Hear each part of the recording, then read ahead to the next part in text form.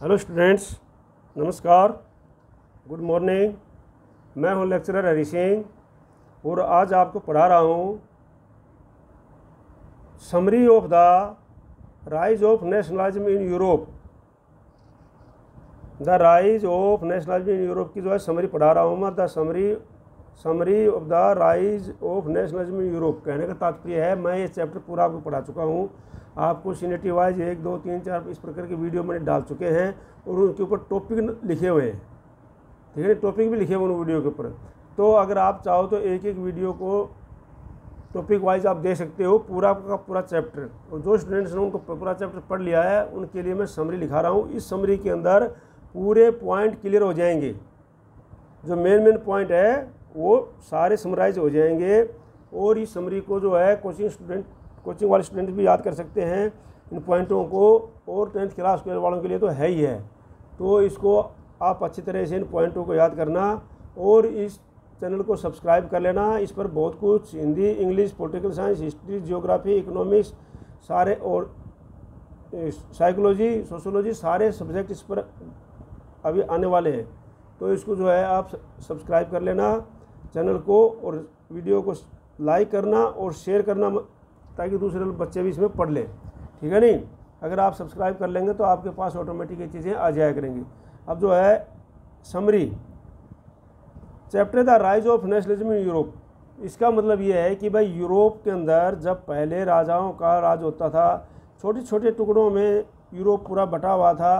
कोई नेशनलिज्म नहीं था, कोई राष्ट्रवाद नहीं था, कोई एक देश नहीं थे, कोई कुछ नहीं था। जो राजा जितनी ज़मीन के ऊपर कब्जा किया हुआ है वो ज़मीन उस राजा की है। अगर अगले कुछ दिनों में वो राजा और अधिक ज़मीन पर कब्जा कर लेता है दूसरा राजा के अधीन की, तो वो लोग उस राजा के अधीन आ जाएंगे, पहले वो राजा को भूल जाएंगे। कोई देश नहीं था, कोई कुछ नहीं था, कोई नेशनलिज्म नहीं था।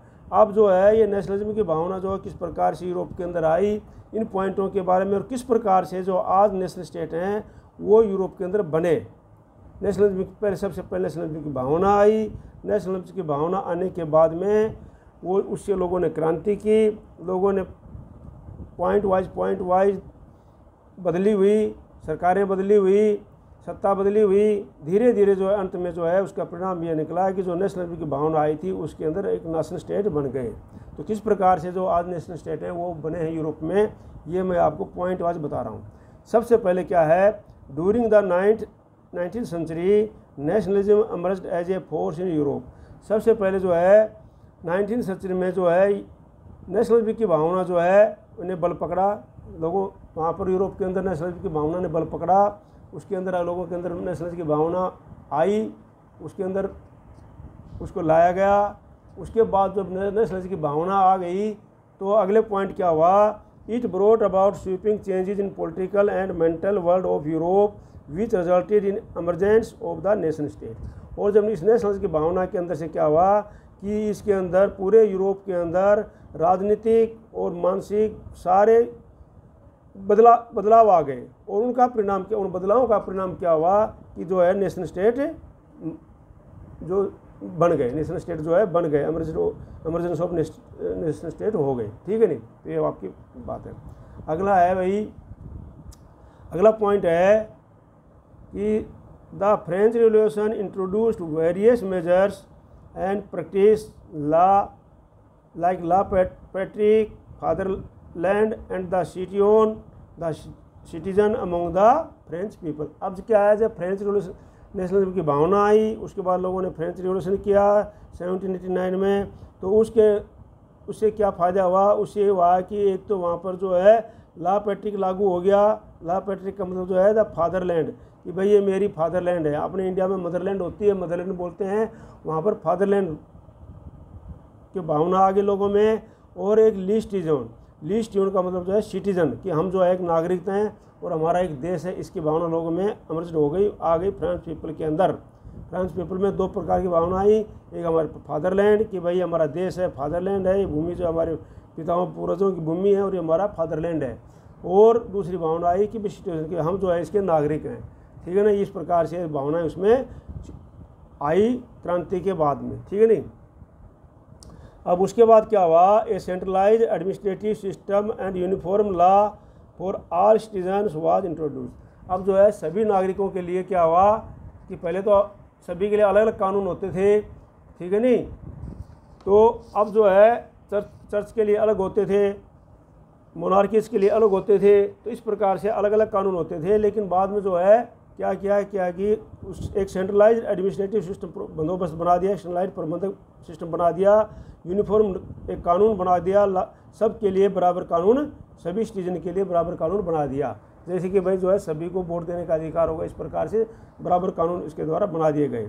उसके बाद क्या होता है, उसके बाद जो है आपको पता है कि 1789 से लेकर के 1799 तक जो है ये चला। उसके बाद एंट्री होती है नेपोलियन की। Napoleon had incorporated revolutionary principle by introducing the civil code of 1804 which was known as Napoleon code. उसके बाद नेपोलियन आ जाता है और नेपोलियन ने जो है अपना एक सिविल कोड बनाया जिसको नाम जाता है, उसके कानून मतलब सिविल कोड मतलब इसके अनुसार कानून देश चलेगा, इसके अनुसार जो है जो भी हुआ है वहाँ पर अपना शासन चलाना चाहता था। उसमें कुछ नियम बनाए थे और उनको कहने गया, बाद में जाना गया वो नेपोलियन कोड के नाम से, ठीक है। अब अगला पॉइंट क्या है, अगला पॉइंट है कि नेपोलियन कोड हो गया ये आपको। तो अगला पॉइंट है जो there were no nation state in the mid 18th century Europe. Europe के अंदर जो है मिड 18th सेंचुरी के अंदर कोई भी नेशन स्टेट नहीं होते थे। मिड 18th सेंचुरी मतलब 1750 के बाद, उसके आसपास 1750 के आसपास कोई भी नेशनल स्टेट वहाँ पर नहीं होते थे यूरोप में, ठीक है नहीं। अब क्या है, in the early 19th century idea of national unity were closely related to the ideology of liberalism. जो 19th सेंचुरी के शुरुआत में 19th सेंचुरी के शुरुआत में पहले जो है आइडिया था, और नेशनलिटी का आइडिया था, वो क्या है कि भाई रिलेटेड था आइडियोलॉजी ऑफ लिबरलिज्म की सारी चीज़ें थी कि स्वतंत्रता के आधार पर भाई हमको जो स्वतंत्र करो, ठीक है नहीं। तो उसका आइडिया था सबसे पहले ये। अब जो है लिबरलिज्म क्या है वो मैं आपको बता देता हूँ, ठीक है। तो liberalism stood for the freedom of market and the abolition of state imposed restriction on the movement of goods and capital. अब जो लिबरलिज्म था वो क्या करता था, वो मार्केट को जो है स्वतंत्रता देता था कि भाई किस प्रकार की स्वतंत्रता था, market and the abolition of the state impose, और जो स्टेट जो राज्य जो है उनके ऊपर प्रतिबंध लगाता था, उनसे वो स्वतंत्रता दिलाता था। लिबरलिज्म का मतलब स्वतंत्रता देना था, रेस्ट्रिक्शन हटाना था on the movement of goods and capital, जो कि गुड्स और कैपिटल को इधर से उधर ले जाने के लिए या इधर से उधर सामान बिक्री करने के लिए, उसके लिए कहाँ पर गुड्स मतलब प्रोडक्शन वस्तुएं और कैपिटल मतलब धन, तो इसके लिए स्वतंत्रता देता है। लिबरलाइज का मतलब ये है कि आदमी स्वतंत्र है इस सबको यूज़ करने के लिए, ठीक है नहीं। अगला है कि फॉलोइंग द डिफीट, आगे क्या होता है, following the defeat of Napoleon 1815 European government were driven by spirit of conservation. अब आपको पता है कि 1815 में जो है यूरोप को हटा, पर्शिया, रशिया, ऑस्ट्रेलिया और इनने सब मिल करके यूरोप को जो है हरा दिया था। चारों देशों ने मिलकर के, फ्रांस, रशिया, ऑस्ट्रिया और पर्शिया, ठीक है नहीं। अब इन्होंने मिलकर जब उनको नेपोलियन को हरा दिया तो नेपोलियन के बाद में वहाँ पर क्या आ जाते हैं, कंजर्वेटिव आ जाते हैं। तो वो जो उसके बाद से दोबारा कंजर्वेटिव का मतलब ये है कि वह दोबारा से पुराने जो नियम थे, पुराने सत्ता जो राजा को हटाया गया था उन सबको वापस ले आते हैं और वो कंजर्वेटिव का शासन यूरोप में हो जाता है। नेपोलियन के बाद में कंजर्वेटिज्म आ जाता है, सब भावना आ जाती है कंजर्वेटिज्म की। कंजर्वेटिज्म मतलब जो है कि वो जो चीज़ें जो पहले के पहले लागू होती थी उन्हीं चीज़ों को लगाने की भावना आ जाती है, ठीक है नहीं। अब जो है वही चीज़ें लागू कर दी जाती हैं, क्योंकि अब क्या था कि the European power who had collectively defeated the Napoleon meet a Vienna and signed by the treaty of Vienna in 1815। अब जब 1850 में जो चार देशों ने नेपोलियन पावर ने मिलाया था, फ्रांस, ऑस्ट्रिया, रशिया और पर्शिया, तो जब ये सारों सब ने मिलकर के उसको हराया था, किसको, नेपोलियन को, तो इन चारों ने मिलकर के एक संधि तैयार की, और संधि कहाँ पर हुई, वेना के अंदर हुई, और उसका नाम दिया गया treaty of Vienna in 1815, treaty of Vienna in 1815। और उस संधि के द्वारा क्या क्या किया गया है वो आपको डिटेल में पढ़ा दिया है, ठीक है नहीं।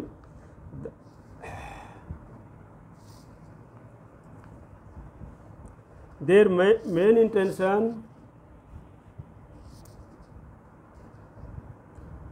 intention was to restore the monarchies that has been overthrown by Napoleon and create a new conservatism order in Europe।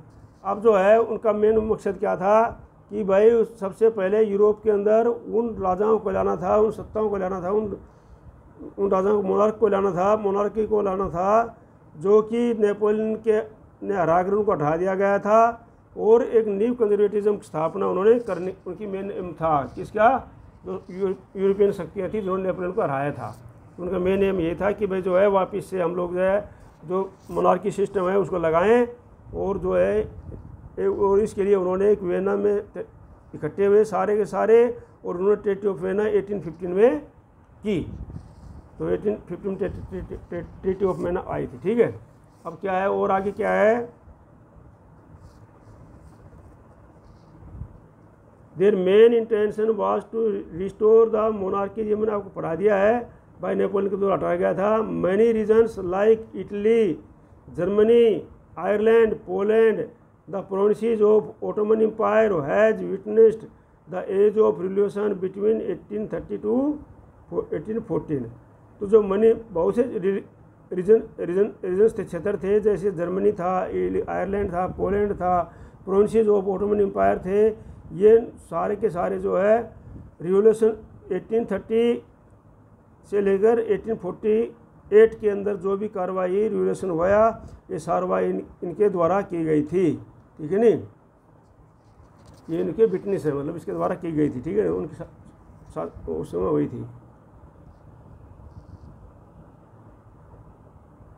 अगला है the first upheaval took place in France July 1830।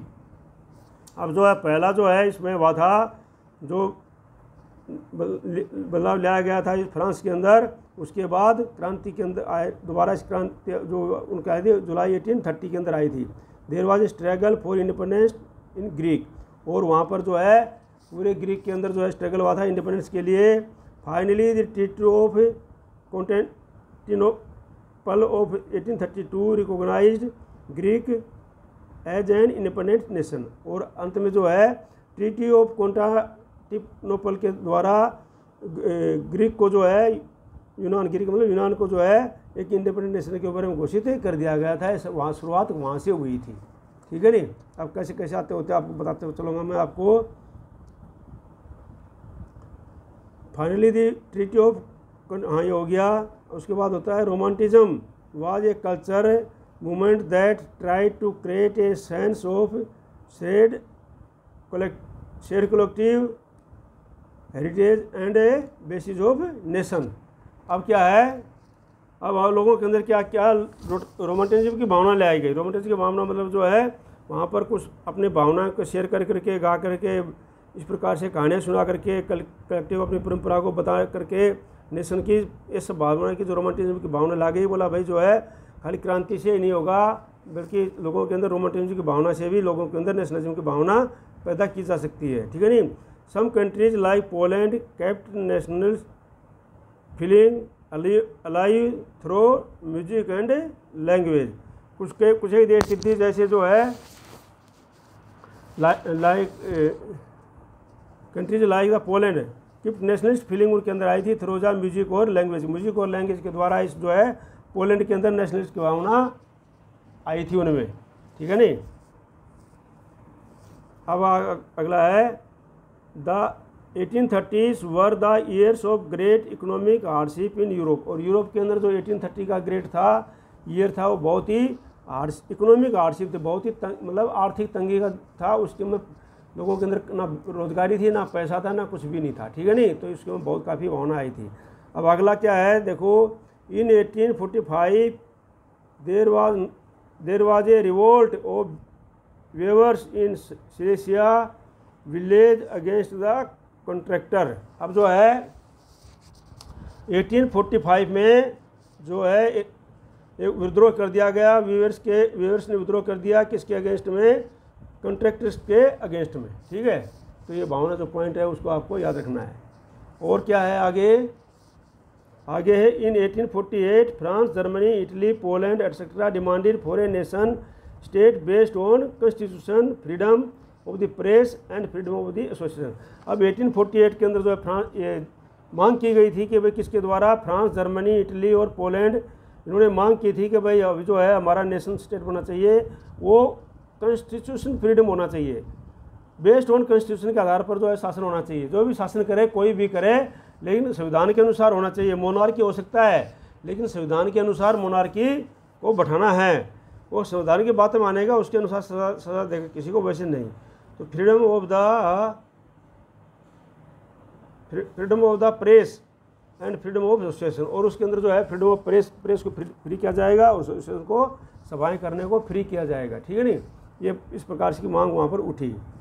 तो आगे का क्या होता है कि Persia under the leadership of Ottoman empire took initiative for the unification of Germany. अब जो है यूनिफिकेशन ऑफ जर्मनी को बनाने के लिए पर्शिया की लीडरशिप के दौरान ऑटोमन एम्पायर के जो ऑटोमन बिस्मार्क था उसके नेतृत्व में जो जर्मनी को यूनिफिकेशन किया गया। जर्मनी जो आपको पता है कि भाई पहले जो है जर्मनी किसमें भागों में था, वो कई एक स्टेट में जर्मनी 7 स्टेट में बटा हुआ था, लेकिन उसमें क्या है जर्मनी का यूनिफिकेशन पहले किया गया उसको। ठीक है नहीं, यूनिफिकेशन किया गया जर्मनी का, वो आपको पता है किस किस प्रकार से मैं पढ़ा चुका हूँ पहले। उसके बाद है on 16 January 1871 child minister Otto von Bismarck proclaimed the new German empire heading by Kaiser William one of Persia. अब जो है 18 जनवरी 1871 में चीफ मिनिस्टर ऑटो एम्पायर ने जो है क्या कर दिया, घोषणा कर दी कि भाई जो है वहाँ पर न्यू जर्मन एम्पायर बनेगा, headed by Kaiser William one of Persia. Kesar William बनेगा जो कि संविधान के अनुसार से चलाया जाएगा। ठीक है नहीं। During the middle of the 19th century Italy was divided into 7 state. हाँ, इटली जो थी 7 स्टेट में बटी हुई थी। During the middle of 19th century Italy was divided into 7 state में बटी हुई थी इटली। और जो है only Sardinia Piedmont was ruled by an Italian prince home. और वहाँ पर जो शासन करते थे सब विदेशी शासन करते थे। 7 स्टेट में सिर्फ एक ही सरडानिया पिडमेंट था, वहाँ पर जो है इटली प्रिंस जो है वहाँ घराने के लोग शासन कर रहे थे, बाकी जो है बाहर के लोग शासन कर रहे थे। ठीक है, अगला है Giuseppe Mazzini, count Camillo, de Cavour, Giuseppe Garibaldi took resolution to unite the layout. जो था कि यूसुफ मनी जो है काउंट बुलियो, उनके अंदर जो है यूसुफ गार्बडी जो है इन्होंने जो है रिस्पॉन्सिबिलिटी यूनाइट इटली को यूनाइट करने की। Due to the their effort Italy was united in 1861। और उनके प्रयास से इटली जो है 1861 में क्या हो गई, एक इटली यूनाइटेड हो गई, पूरी एक हो गया। ठीक है, इटली पूरी एक बन गई, एक नेशन बन गया। ठीक है, अब क्या है विक्टर एमुलर II, जो विक्टर एमुलर II था, बहुत इंपॉर्टेंट नाम है ये लोग, ये सारे याद कर लेना आप लोग। Victor Emmanuel II was proclaimed the king of united Italy. Victor Emmanuel II था, उसको है इटली घोषित किंग ऑफ इटली का घोषित किया गया, इटली का राजा जो है उस ताज पहनाया गया, राजा घोषित किया गया। ठीक है, there was no British nation prior to the 18th century. और 18th सेंचुरी से पहले वहाँ पर कोई भी ब्रिटिश नेशन नहीं होता था। The primary identities of people in the British इसलिए were ethnic one like English, Welsh, Scot and Irish. अब जो है सिर्फ वहाँ पर ब्रिटिश नेशन नाम किसी प्रकार का कोई भी देश नहीं होता था उस समय। सिर्फ क्या रहते थे, ब्रिटिश को जानने वाले लोग प्राइमरी आइडेंटिटी थी उनकी, और प्रारंभिक तो थोड़ी थोड़ी पहचान थी उनको आपस में, जैसे ब्रिटिश इथिक के बीच में, लाइक उसे कुछ इंग्लिश थे, कुछ वेल्स थे, कुछ स्कॉट थे और कुछ इरिश थे। तो इस प्रकार से ये लोग जो वहाँ पर इनकी पहचान थी। एक ब्रिटिश नाम का कोई लेसन नहीं हुआ था, वो बाद में बनाया था। Act of union 1717 between England and Scotland resulted the formation of the United kingdom great Britain. अब एक्ट ऑफ यूनियन 1707 के द्वारा इंग्लैंड और स्कॉटलैंड दोनों का रिजल्ट क्या निकला कि भाई जो है United kingdom of great Britain की भाई जो है उनके जो है ग्रेट क्या हुआ, ग्रेट ब्रिटेन बन गया, United kingdom of great Britain बन गया। ठीक है ना। अब आगे क्या है,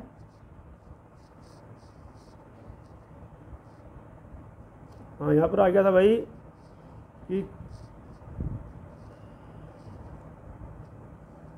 द प्राइमरी आइडेंटिफाइड, ये बता दिया था मैंने। द एक्ट ऑफ के जो है यहाँ पर जो है बन गए थे Scotland resulted the formation of United kingdom of great Britain. Ireland was forcibly incorporated into the United kingdom of Britain in 1801। अब क्या है, आयरलैंड जो है ये था, इसको ज़बरदस्ती क्या किया गया था कि उसके अंदर ग्रेट ब्रिटेन प्रभाव डाल करके ग्रेट ब्रिटेन का हिस्सा बनाया जाता था 1801 में। ठीक है नी। This symbols of the New Britain were in the British nation were Union Jack of national anthesis, goat, save, never, nation being went the English language। अब जो है इस भावना को निकाल दिया गया था कि भाई जो इंग्लिश सिंबल, यहाँ पर इंग्लिश सिंबल लेकर के आए ब्रिटिश के लिए और ब्रिटिश फ्लैग लाए वहाँ पर, और यूनियन नेशनल एंथम लेके आए, गोड और सेव ये भावना थी भाई हमारे देश को जो भगवान जो है ये बचा सकता है, तो god save our nation, king and the English language, और इंग्लिश लैंग्वेज को भगवान बचा सकता है। इस प्रकार की भावना जो है यूरोप के अंदर लेकर के आए लोग जो बाहर। ठीक है नी। Artist in the 19th century started the personify nation as female figure.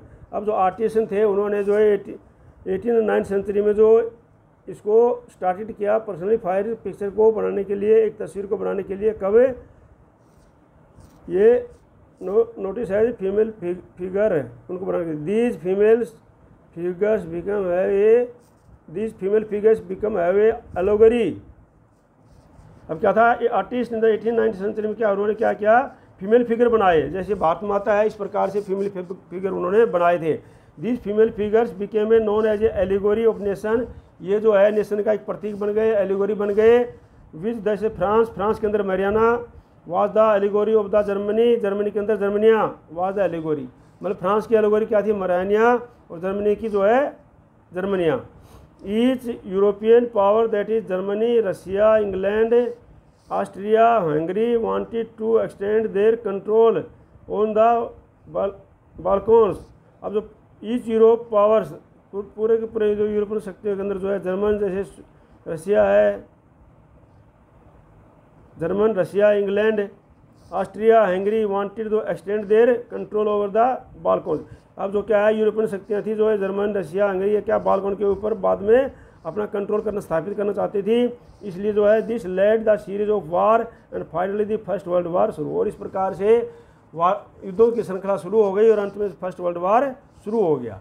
ठीक है नहीं। तो ये मैं पूरा आपको पढ़ा दिया है समरी, इसको याद कर लेना है, इसको अपनी कॉपी में लिखना है, बहुत ही इंपॉर्टेंट पॉइंट हैं। और इस चैनल को सब्सक्राइब कर लेना और इसको जो है लाइक करना और शेयर करना भूलना मत, शेयर करना और लाइक करना भूलना मत। ठीक है नहीं। जय हिंद, जय भारत।